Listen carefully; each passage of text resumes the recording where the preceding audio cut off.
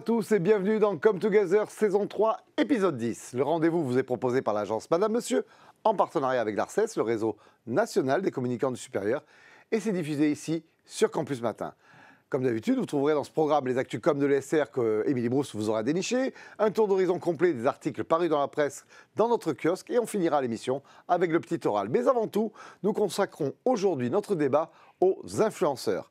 À l'heure de la révolution digitale, impossible pour les établissements du supérieur de ne pas se poser la question d'utiliser ou pas des influenceurs. Sortir de la communication institutionnelle et jouer sur la corde émotionnelle à laquelle les jeunes sont particulièrement sensibles.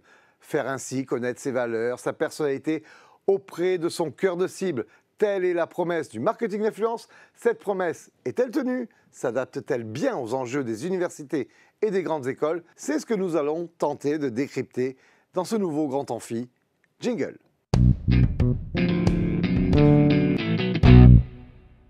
D'après une étude de 2022 réalisée par l'agence Reach sur l'influence marketing, 84% des annonceurs estiment que les influenceurs apportent de la valeur aux marques avec lesquelles ils travaillent. Alors, pas étonnant que les écoles et les universités commencent à se tourner sur le marketing d'influence. La question qui se pose, c'est est-ce qu'utiliser les influenceurs, c'est devenu l'arme secrète pour développer sa notoriété et son attractivité? Et comment utiliser au mieux cette arme? C'est ce que nous allons voir avec la présence de mes trois invités aujourd'hui. Tout d'abord, je vous présente Yannick Ponce, justement, business developer chez Reach, l'agence qui fait des études et qui mesure l'impact de l'influence sur les marques. Bonjour Yannick. Bonjour. De l'autre côté de la table, je vous présente Dounia Alno. Vous êtes directrice de la communication et marketing de Rennes School of Business. Et en 2022, vous avez fait appel à Innostack, qui se fait connaître aujourd'hui avec son ascension de l'EFRES, pour un programme, vous allez nous raconter, qui a fait 5 millions de vues, un peu plus même. Tout Bonjour. à fait, 5 millions, bonjour. Bonjour Dounia, bravo pour la performance. Et à côté de vous, on accueille Gaël Fortin. Gaël, vous êtes vous-même influenceur scientifique et membre du comité de vulgarisateurs scientifiques Exaltia. C'est ça, bonjour. Bonjour Gaël, et vous allez nous expliquer comment vous pouvez rendre service aux acteurs de l'ESR. Pour commencer ce tour de table, j'ai envie de débuter avec vous, Yannick. Je disais que les chiffres parlaient d'eux-mêmes et que vous mesurez avec l'agence Reach le potentiel du marketing d'influence pour les marques. Quels sont les grands enseignements que l'on peut dégager aujourd'hui, quelques années après le lancement de ce mode de communication? Oui, comme vous l'avez dit, chez Reach, on réalise une étude par an et ça fait 9 ans maintenant. Aujourd'hui, si on dresse la carte d'identité, si je puis dire, de l'influenceur, c'est plutôt une femme. À 78%, les influenceurs sont des femmes. Ils ont en moyenne 34 ans. Donc ça vient en contradiction avec... pas si jeune que ça, en fait. Non, ça vient en contradiction avec l'image de l'influenceur très jeune, tout seul dans sa chambre. Les influenceurs vieillissent comme nous. Hein. Dans la précédente étude de 2021, ils avaient en moyenne 30 ans. Aujourd'hui, en moyenne 34 ans. Et ils vont avoir un nombre d'abonnés moyen qui dépend des plateformes, de 70 000 abonnés sur Instagram à 130 000 sur YouTube. On voit que l'influence, c'est pas juste les inox tags,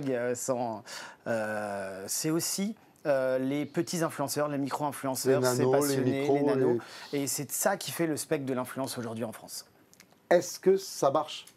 Alors oui, ça marche, sinon on n'en ferait pas. Surtout, des fois on fait des trucs qui ne marchent pas, il faut être très clair quand même. Bah, si on essaye de se poser aussi sur les chiffres et qu'on regarde notre étude 2023, donc la précédente, on a questionné le consommateur français, les internautes, sur l'impact de l'influence sur eux-mêmes. Et on a été assez surpris positivement par les résultats, parce que quand on demande aux internautes français s'ils ont déjà découvert une marque grâce à un influenceur, ils sont 92% à dire oui. Si on leur demande s'ils ont déjà acheté un produit suite à un post d'influenceur, ils sont 74%, donc les 3/4 à dire oui. Et quand on va un peu plus loin dans les détails, si on regarde les raisons pour lesquelles ils suivent des influenceurs, très souvent, les raisons majoritaires sont pour rire, pour se divertir ou pour apprendre des choses. Et ça nous donne aussi un enseignement important sur pourquoi on doit faire de l'influence, comment on doit faire de l'influence, et quand on fait des contenus avec des influenceurs, ce qu'on doit apporter à l'audience, parce qu'on n'est pas là pour faire de la publicité, on est là pour créer du contenu, pour intéresser l'audience, et il faut avoir un contenu qui fait rire, qui divertit, ou qui intéresse, qui apprend des choses.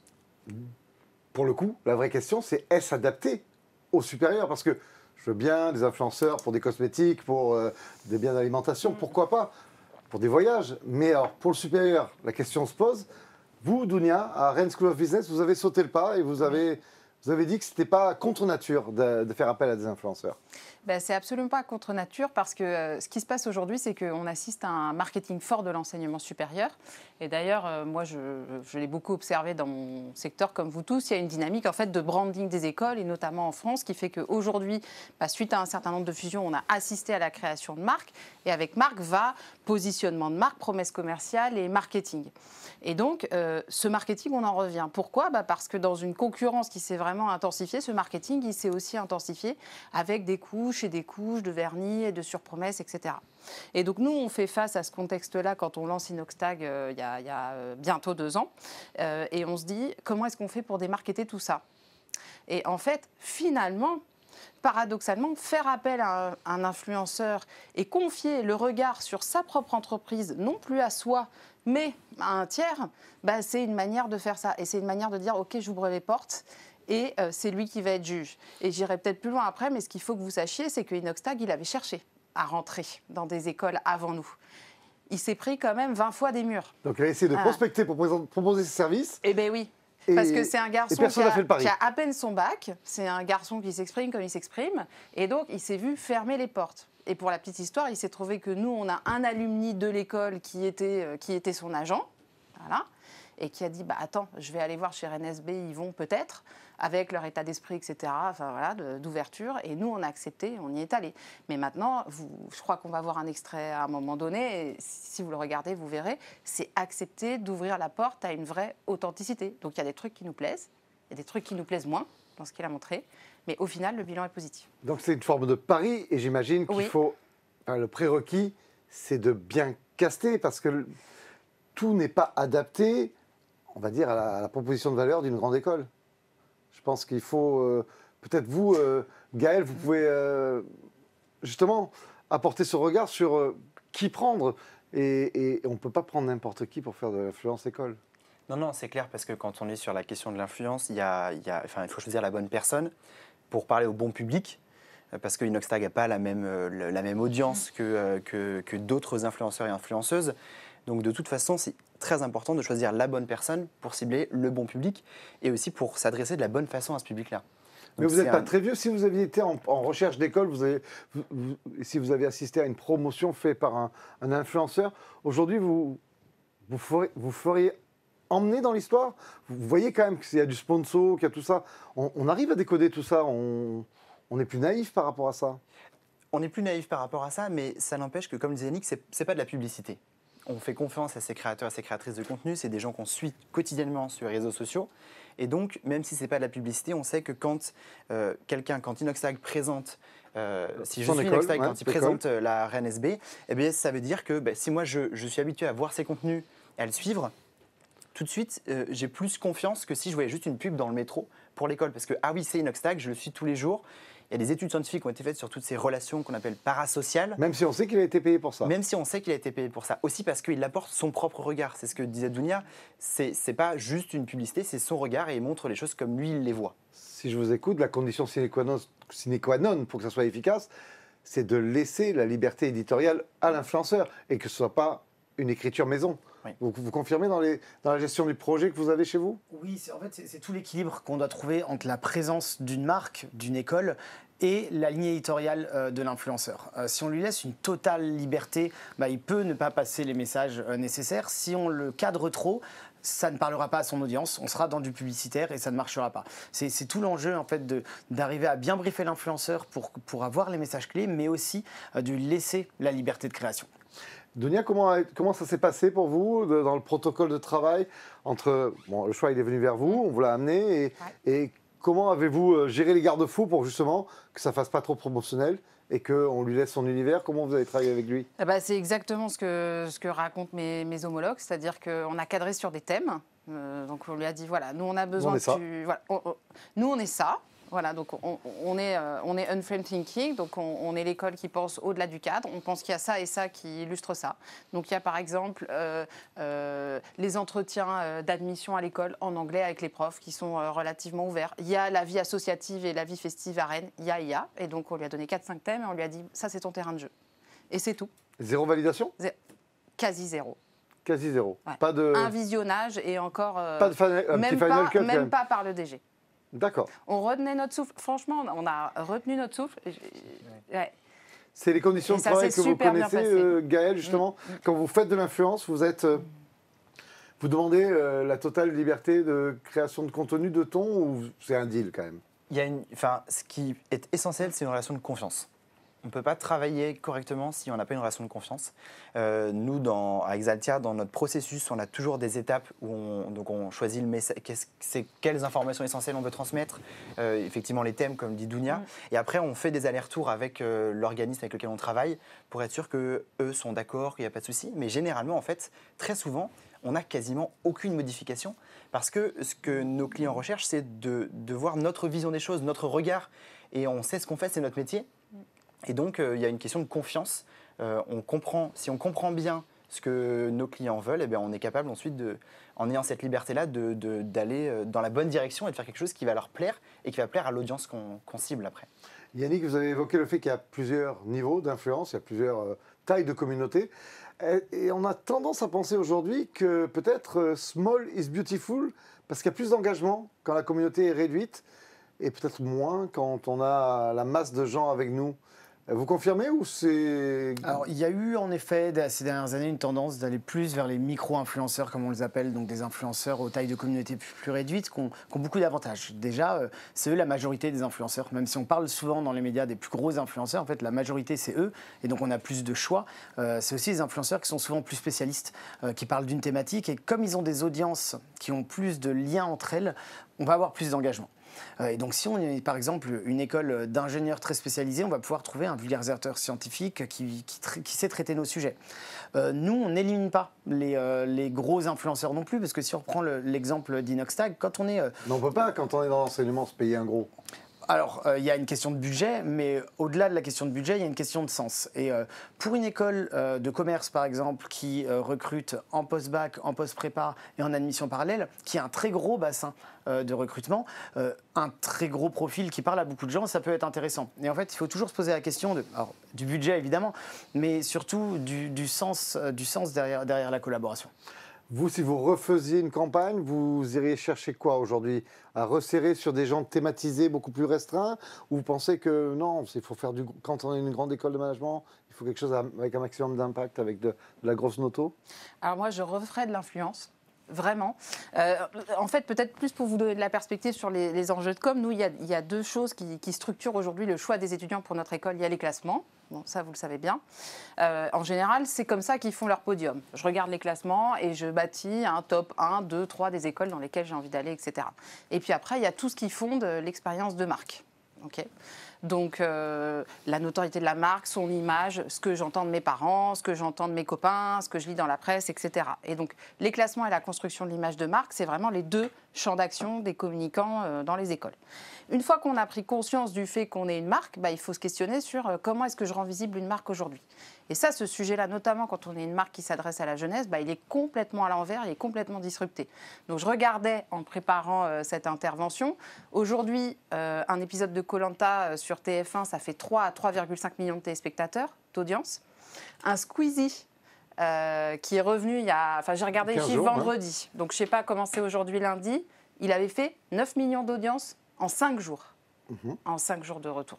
Donc voilà la messe est dite. Et Squeezie, alors je vais pas prendre Squeezie parce que c'est le numéro 1 en France, mais en tout cas ce qui est sûr c'est qu'on sait à peu près ce que coûte un 30 secondes avant ou pendant ou après Koh-Lanta. On sait ce que coûte un influenceur, il faut aller vers l'influenceur, c'est sûr. Voilà.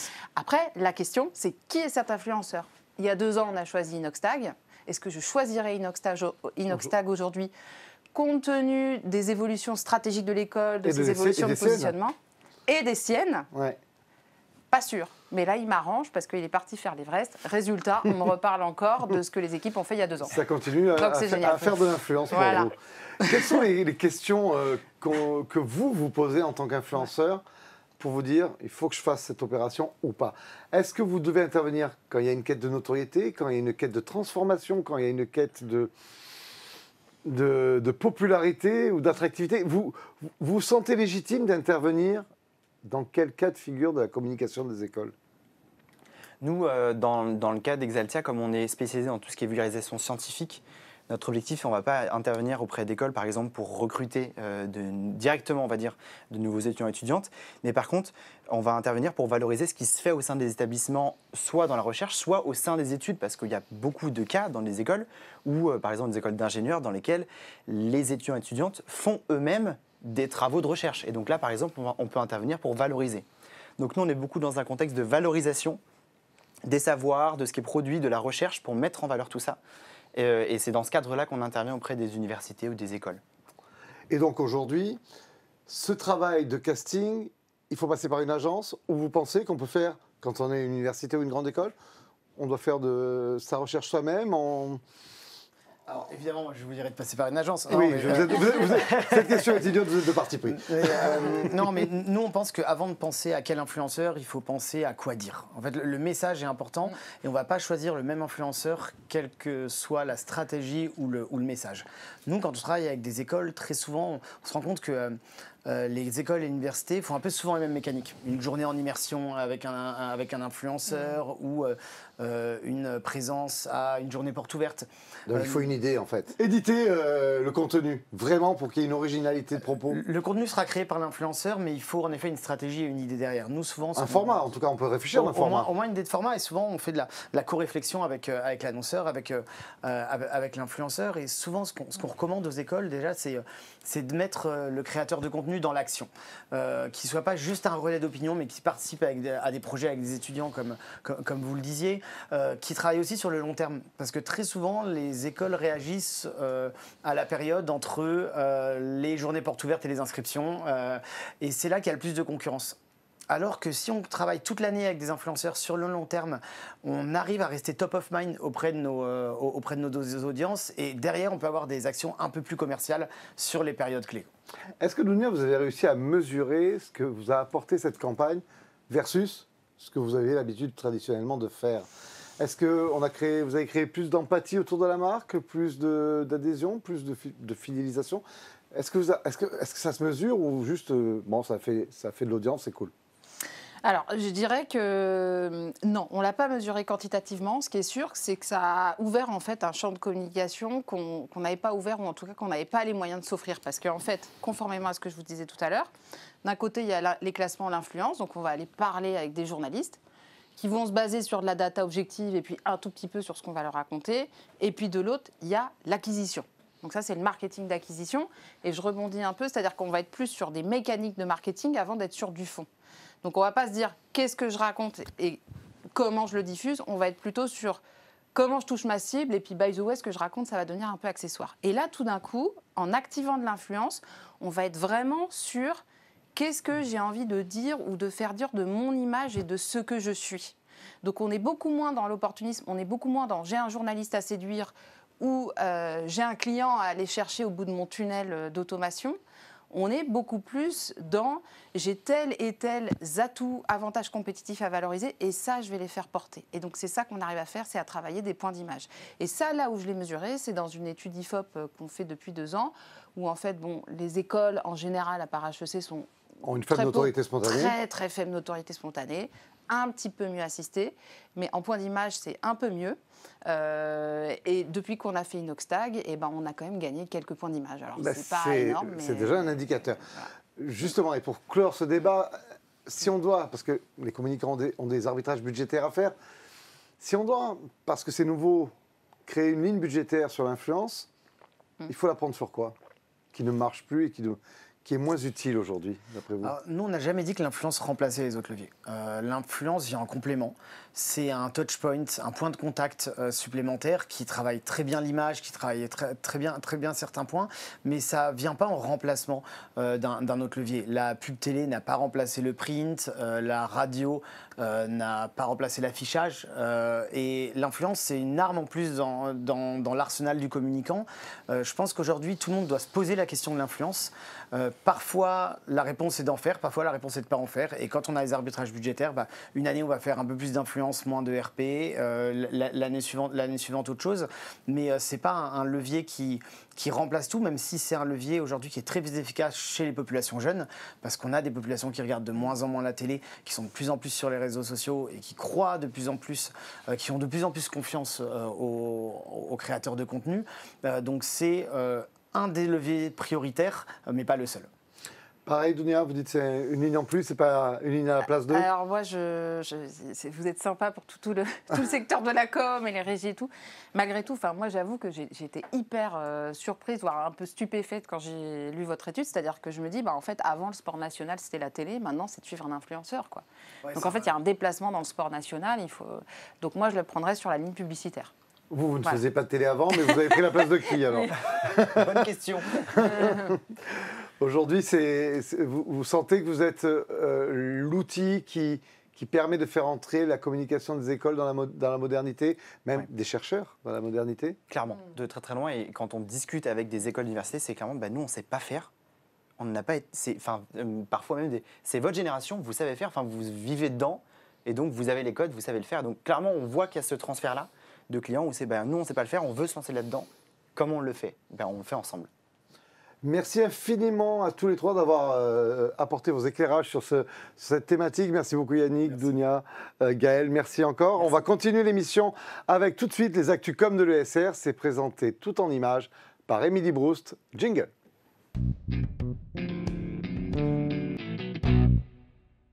Pour finir l'année en beauté, je vous propose un retour sur les meilleures initiatives en communication de l'année passée avec les prix de l'ARCES 2024. Pour rappel, l'ARCES, avec un jury d'une trentaine de pros, récompense chaque année les initiatives com les plus originales, les plus audacieuses de l'enseignement supérieur et de la recherche dans pas moins de 7 catégories. Dans la catégorie communication digitale, le premier grand prix ex aequo pour l'INSA d'abord et sa com social média chemin de traverse. Le concept, un jeu de plateau pour découvrir un parcours étudiant. Code de gaming, pop culture, des élèves ambassadeurs en ont fait une campagne originale et novatrice. Deuxième lauréat ex aequo, l'Université de Lorraine. Pour sa campagne master et ses visuels quiche Lorraine et autres spécialités locales. Une campagne drôle et efficace, diffusée à 80% sur les réseaux sociaux avec en prime un kit de communication pour les responsables de master et pour 40 influenceurs de communication. Dans la catégorie communication vidéo, The winner is l'Université Gustave Eiffel pour sa vidéo de vœux 2024. Un film décalé, une réal qui mixe Wes Anderson et Amélie Poulain avec comme acteurs le personnel et les étudiants de l'école. Une com centrée sur l'humain, sur les valeurs, sur l'innovation, une réussite. Extrait. Au sein de l'Université Gustave Eiffel, la créativité, la connaissance et les rêves se conjuguent pour dessiner l'avenir. Côté podcast, 2 premiers ex aequo, avec Neoma Business School pour son podcast Red Dingue, où des étudiants racontent une expérience marquante et inspirante. De l'autre côté, l'université PSL pour son podcast Tangram, le savoir en mode kaléidoscope, qui avec des reportages clairs, documentés et drôles, fait découvrir des sujets sciences et société à des non-spécialistes. Avec la très originale initiative Les Signatures Sensorielles, l'Université Côte d'Azur a décroché le prix de la communication corporate. Elle a créé la surprise en imaginant une signature olfactive sous forme de parfum pour parler de sa marque et de son identité. Bravo à l'Université de Grenoble-Alpes pour son premier prix communication événementielle pour l'événement caritatif Let's Play UGA. Une opération de gaming pour soulever des fonds et soutenir des associations étudiantes dans leurs projets solidaires. Et bravo aussi du coup à l'Université Paris-Dauphine PSL qui pendant 10 jours a accueilli dans son hall d'entrée un challenge festif et viral Dauphine en musique. Une scène ouverte géante et musicale récompensée par le prix de communication interne. Et pour finir, l'édition 2024 accueillait une nouvelle catégorie, celle de la communication scientifique. C'est l'Université Côte d'Azur et son initiative Ils font briller la recherche qui a passionné le jury, avec une édition spéciale de 7 pages sur le sujet dans Nice Matin. Un grand bravo à tous les lauréats et moi je vous dis rendez-vous l'année prochaine pour encore plus de belles initiatives comme dans les ESR. Merci Émilie. Toute la presse parle de la vie des écoles et des universités. On va voir ce qui s'est dit le mois dernier dans notre kiosque Jingle. Bonjour à toutes et à tous. Très heureux de vous retrouver pour le dernier kiosque de l'ESR de la saison, la rubrique qui vous présente les actualités du supérieur. Suppression de Parcoursup, caution étudiante pour les étrangers, ce mois de juin a été marqué par les élections législatives anticipées. Un événement qui ne laisse pas indifférents les universités et les écoles, qui incite les étudiants à aller voter, comme l'explique la journaliste Claire Berthélémy du Parisien étudiant. Dans son article, elle explique également que certaines universités vont plus loin et font le choix d'appeler à voter contre l'extrême droite. Ce mois de juin a aussi été marqué par la publication du rapport sénatorial qui dénonce un antisémitisme d'atmosphère dans les facs. Dans un article publié dans Le Point, la journaliste Juliette Vigneault explique le constat et détaille quelques recommandations que les rapporteurs souhaitent voir appliquées dès la rentrée. Depuis le 4 juin, les étudiants diplômés de licence ou en reprise d'études ont obtenu leur première réponse sur la plateforme Mon Master. Dans un article du Monde, la journaliste Tiffaine Tullier a été à la rencontre d'étudiants qui racontent leur quête immobilière et surtout leur difficulté à trouver un logement dans les villes en tension. Alors, faut-il anticiper sa recherche avant d'obtenir les réponses des formations? Chacun a son avis sur le sujet. Le mois de juin est aussi celui des euros pour intégrer les écoles. Comment se déroule-t-il? Qui sont les membres du jury et que recherchent-ils? Pour répondre aux interrogations des étudiants et des jeunes, Agnès Millet de l'Étudiant est allée à Bordeaux pour une journée d'immersion dans un jury d'oral de Cage. Alors que la saison des admissions bat son plein, la rédaction de Challenge a épluché les frais de scolarité des grandes écoles de commerce post-prépa collectés dans le cadre de son classement 2024. Et mauvaise nouvelle, il continue de progresser fortement encore cette année. Un sujet qui angoisse même les étudiants de classe préparatoire, apprend-on dans cet article. Ce mois de juin a aussi été marqué par le début de l'Euro de football. Juste avant le coup d'envoi de cet événement, la Fédération française de football a signé un partenariat inédit avec l'Institut des sciences du mouvement Étienne Jules Marais d'Aix-Marseille Université. Un projet pluridisciplinaire qui met la science au service du sport, comme l'explique Antoine Beauviau dans cet article de Campus Matin. Une initiative qui permettra peut-être d'avoir la 3e étoile. Voilà, c'est tout pour cette revue de presse. On se retrouve très vite pour de nouvelles actus sur l'enseignement supérieur. À bientôt. Pour terminer chaque émission, nous recevons en visio une invitée qui fait l'actu de l'ESR. C'est le petit oral jingle. Et pour ce petit oral, nous avons la chance de nous connecter avec Léonore Siné, directrice de la communication et affaires publiques du groupe IGS, ou plutôt Igencia, puisqu'on n'a plus le droit de dire IGS. Le nom vient de changer et c'est à cette occasion que nous recevons Léonore. Léonore, bonjour. Bonjour Alexandre, merci de me recevoir. Alors, bon, on a quand même le droit de dire encore IGS, puisque c'est à la rentrée officiellement que le groupe IGS deviendra groupe Igencia Éducation. Ça m'arrange pour ma transition. On va dire un petit peu IGS. Parfait, ça m'arrange, comme ça j'ai pas fait de faute dans mon introduction. Alors, tout de suite, pourquoi ce changement de nom? Le groupe IGS et le nom IGS étaient solidement installés dans notre écosystème. Qu'est-ce qui a fait que vous avez opéré cette bascule la semaine dernière, je crois, ou il y a 10 jours. Oui, le 15 mai exactement. Alors effectivement, le groupe IGS, c'est un acteur historique du secteur de l'enseignement supérieur et de la formation. Et c'est un groupe qui va avoir 50 ans en 2025. Donc à l'aube de cette nouvelle étape de développement pour le groupe, nous avons souhaité ouvrir cette nouvelle étape du développement en marquant notre ambition vers l'avenir et donc d'assurer finalement la continuité, mais tout en ouvrant vers l'avenir avec ce nom Igencia Éducation. Pourquoi je parle de continuité en ouvrant vers l'avenir? Parce que si vous regardez bien, dans Igencia Éducation, on retrouve le I, le G et le S de la marque IGS. On avait vu le lien de famille, le lien de parenté, évidemment. Quel a été le moteur dans ce changement? Qu'est-ce qui a guidé votre choix vers Igencia, au-delà de l'ère de famille? Est-ce que c'était la fin des acronymes, la volonté de créer un nom de marque un peu plus large pour entrer dans la modernité? C'est à nouveau, c'est d'assurer la continuité tout en ouvrant vers l'avenir, donc, et fort surtout de notre ADN, de nos 50 ans d'histoire. C'est un nom qu'on a voulu signifiant, le I comme l'intelligence, bien sûr, l'intelligence individuelle, mais aussi l'intelligence collective. Le gène que vous voyez au milieu, qui vient du grec génos, qui signifie la renaissance, mais qui aussi symbolise les gens qu'on met vraiment au cœur de notre action. Et puis le A pour l'Alliance des singularités, et puis cette sonorité d'ouverture, l'Alliance des singularités qui est vraiment en lien avec notre vocation et notre positionnement d'école ouverte, où on souhaite accueillir toutes les singularités. Et qu'est-ce que ça veut dire? Ça veut dire quel que soit l'âge, les aspirations, l'origine sociale, etc., etc. Voilà, on veut vraiment symboliser ce modèle d'école ouverte au travers ce nom Igencia.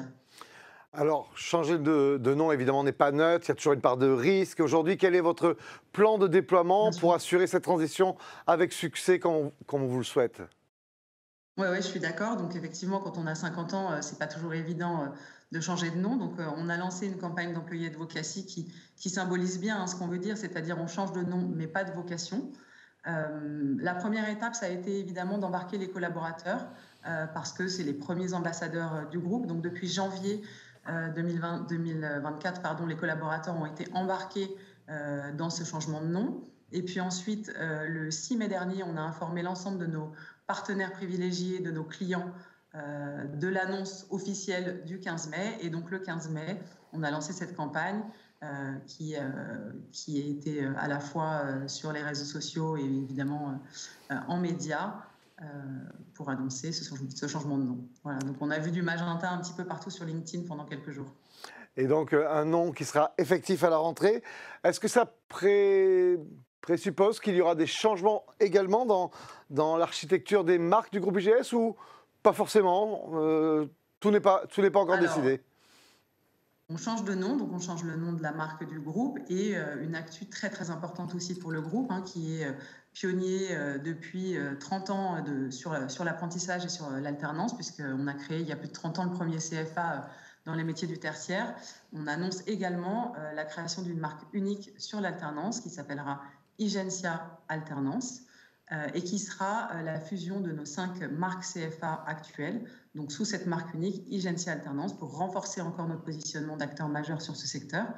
Et puis, une grande actu en janvier 2025, puisqu'on ouvrira à Nanterre un campus, le 4e campus du groupe, sur plus de 10 000 m², qui sera le premier campus en France d'enseignement supérieur privé dédié à l'alternance et qui accueillera jusqu'à 3000 apprenants sur le campus. Parfait, voilà, merci. Une année riche. Merci pour ces actualités. Bonne chance pour ce changement de nom et longue vie à Igencia. Merci encore Léonore d'avoir accepté l'invitation du petit oral de Come Together. Merci de m'avoir reçu. Merci beaucoup. Merci. Au revoir Léonore. Au revoir. Quant à moi, il me reste à dire au revoir à nos invités en plateau. Merci une nouvelle fois Yannick, Dounia, Gaël d'être venus nous présenter le rôle des influenceurs et de défendre ces nouvelles tendances de communication. Merci encore. Et moi, je vous dis à très vite pour un prochain épisode de Come Together. Ça sera à la rentrée 2024, après les vacances. Bye bye, ciao.